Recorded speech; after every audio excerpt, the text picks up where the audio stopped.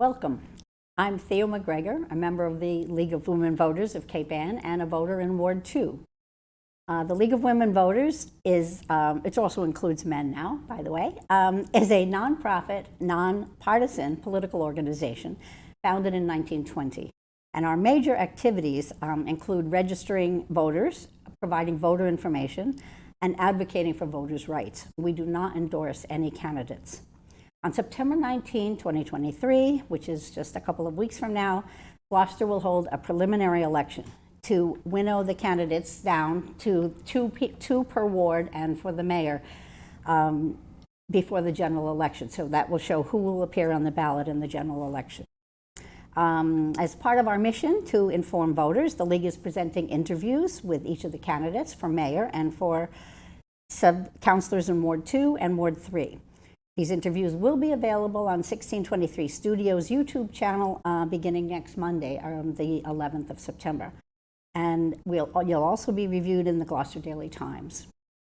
Interview questions have come from Gloucester residents and organizations, and the candidates have not been given the questions in advance. So today I'm introducing Jason Hakes. He's a candidate for City Councilor for Ward 3. Jason currently is a member of Gloucester's Capital Improvement Advisory Board, which deals with land acquisition, utility expansion or replacement, and major building projects. Welcome, Jason. Thank you for having me. Can you tell us a little bit about yourself, who you are, and why you are running for councilor for Ward 3? Well, I'm Jason Hakes, a resident of Gloucester for 15 years now. Not originally from Gloucester, but I chose to come to Gloucester, raise my family. My wife, Shannon. I have two sons, Cameron and Jackson. Jackson is now a senior in high school. Wow. So this is a big year for him. Yeah. I'm running to keep Gloucester a family-friendly place so people can raise their kids and enjoy Gloucester as it should be, not as commercialized and just an old-fashioned family town. Okay. And what do you think are issues that are unique to Ward 3 that you hope to address as a councilor? Ward 3 is very long, wide. You drive into Gloucester, you drive into Ward 3. We have major parking issues in Ward 3. Major parking issues in Gloucester as a whole. Right. But parking is a major issue. Housing is a big issue. Everybody's pretty close. The houses, Gloucester's an old town, 400 years old. So it wasn't meant to be. The streets are very small and tiny. So my major thing is parking. Okay. Parking and housing. Housing, yes. Great. Okay. As a more general issue for Gloucester as a whole, climate change, as you know, is a huge issue. It's one of the most critical issues facing Gloucester as a coastal community. And Gloucester has initiated some pretty impressive energy efficiency and renewable energy and sustainable projects in municipal buildings, but there's a lot more to do, as you probably are aware. What do you see as your role as councilor, to address these issues, the climate change issues for Gloucester? As a councilor, or as the whole council, we have to give the funding or give our vote to ensure that the mayor, whoever that shall be, has the proper stuff to go about and do what they have to do. So we could do windmills, but as you noticed, the one windmill is already busted. So I'm not sure if that's the answer. Mm-hmm. Well, do you have any idea of what might be part of the answer that you might be able to be involved in? If not, that's okay, and you can think about it.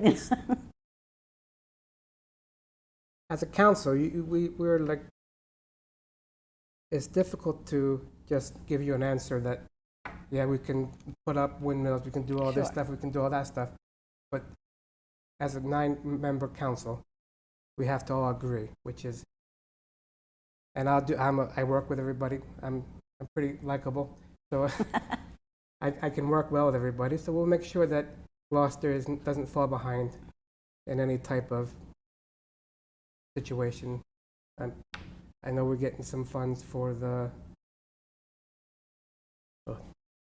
Okay.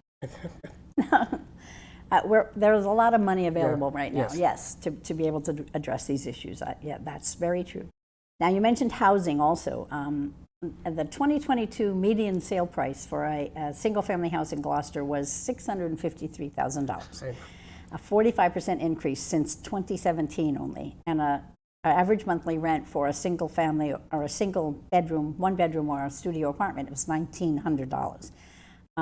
What can Gloucester do to help ensure that people can afford to live here, either if they've been here their whole lives and want to retire here, or they're young families and they're trying to raise their kids here?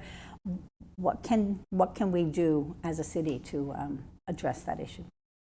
A sticky and a very difficult question. So I'm a homeowner, so I know the value. When I bought my home, it was and then now it's doubled, almost tripled. And I want to be able.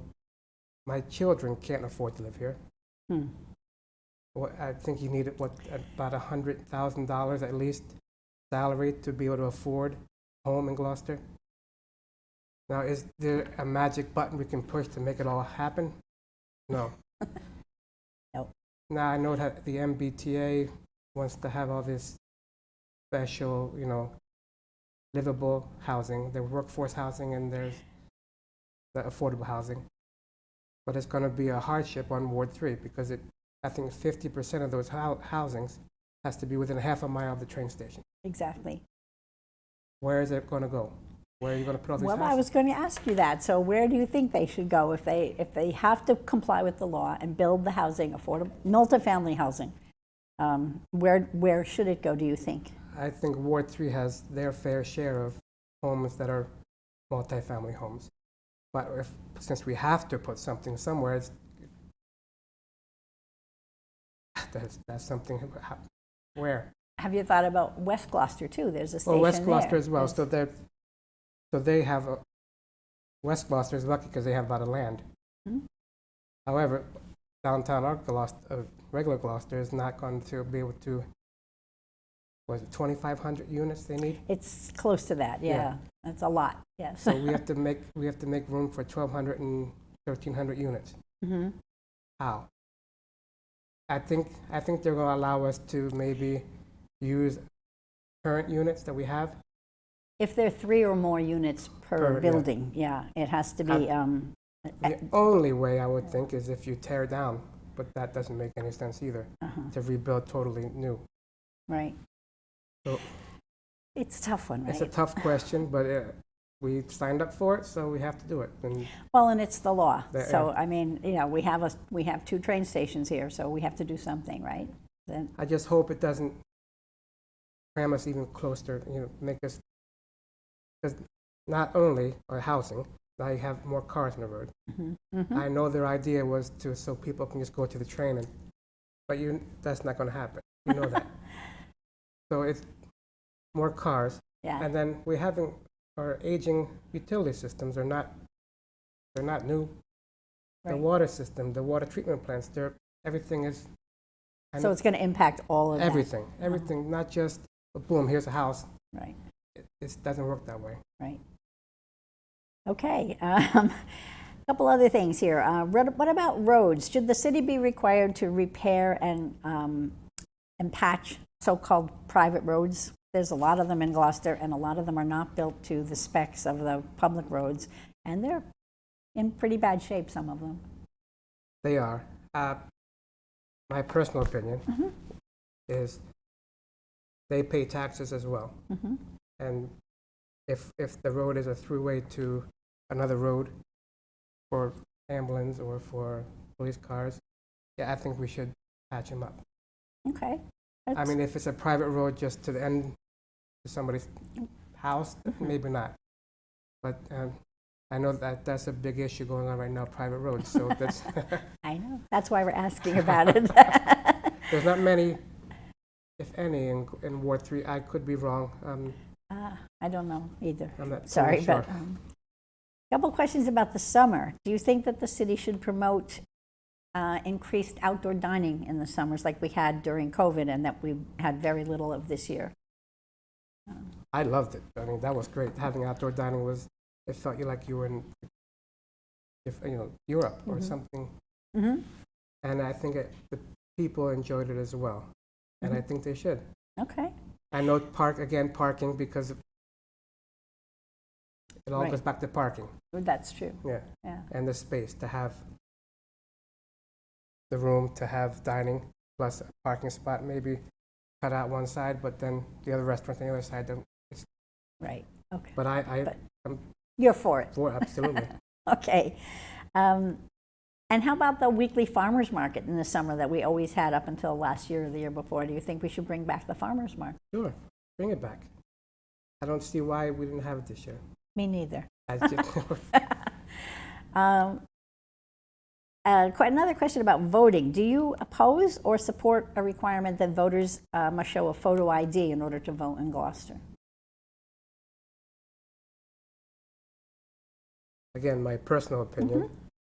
I think if you have to show a photo ID to go on an airplane, you have to show a photo ID to buy a bottle of alcohol. Why shouldn't you have to show a photo ID just to prove who you are? Okay. Again, now I know I don't want to get in trouble with it, but I feel We're looking for what you think and how you might, act as a council person, or I just, I think if it came up. if it came up, yeah, I'll be for it. I mean, it only makes sense. If you got to show an ID to drive, why don't you have to show an ID to vote? Okay, fair enough. Sometimes the needs of the city as a whole conflicts with the needs of a particular ward, like Ward 3. Do you see any issues in Ward 3 that might fall into that category? And if not right now, how might you deal with something if that did come up? I don't see anything, well, not really that would conflict. I mean, the needs of Ward 3 are the needs of Gloucester. Okay. So, and it's parking, that's vehicles in the road, speeding. And we have a lot of, I know they have some ideas with taking away parking spots so it's safer to drive. However, when you take away parking spots, people seem to drive faster. Good point. I know I used to be president of the DES club. And they wanted to take away parking on both sides of Prospect Street. So right now, if they took away parking, people fly now. Can you imagine what they would do if there was no cars on the road there? So there is an issue in Ward 3, the intersection between Washington Street and Centennial Avenue. You noticed that big accident that just happened? Yes. We really need to do something about that. I'm not sure what. Okay. Traffic light, but then they're complaining that it may back up Onto the rotary and the rotary or onto the train. Right. We have an issue with the train. The train now, if you noticed, backs up traffic all the way down. I did notice that, yes. So before the train, it will go down, people would stop, they get off, it will go back up, and before the train would move again, it will go back down. Now the train is staying down the gate is staying down the whole time. So it's really backing up traffic.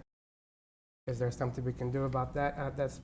But that could be an issue that you might Yes. be able to deal with. And that would be a Ward 2, Ward 3 type issue because it's Ward 2 Right. has also that same issue on the other side. One more question. If you're elected, will you schedule regular meetings with your constituents in Ward 3?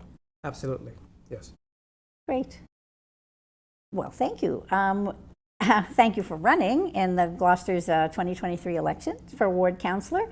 I've been speaking with Jason Hakes, candidate for City Council in Ward 3, who will be on the ballot in the preliminary election on September 19th, which is 2 weeks from Tuesday, I believe. And thank you for watching, and please vote on September 19th. Thank you.